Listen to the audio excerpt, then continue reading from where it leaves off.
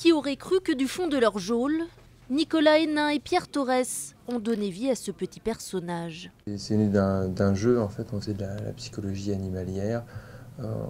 On utilisait les animaux pour parler des caractères. À un moment, Nicolas a évoqué le hérisson. Je lui ai dit ce qui est bien avec les hérissons, c'est qu'ils retournent toujours à la maison. Papa Hérisson était né. Et jour après jour, les deux otages imaginent ses aventures.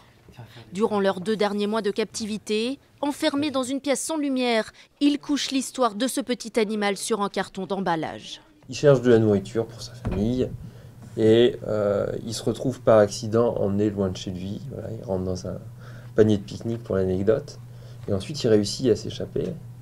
Mais pour rentrer chez lui, il va falloir qu'il traverse toute une série de paysages au cours desquels il va faire beaucoup de rencontres. Des bonnes et des mauvaises rencontres, inspirées de leur propre expérience.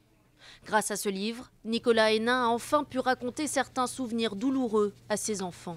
Par exemple, jusqu'à maintenant, j'avais jamais parlé de mon évasion à ma fille.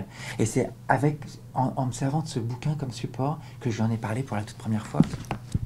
Mais ce livre, précisent les auteurs, s'adresse à tout enfant qui souffrirait de l'absence d'un parent. L'histoire le dit bien, malgré la distance, Papa Hérisson ne cesse jamais d'aimer ses enfants. Surtout, il finit par rentrer à la maison.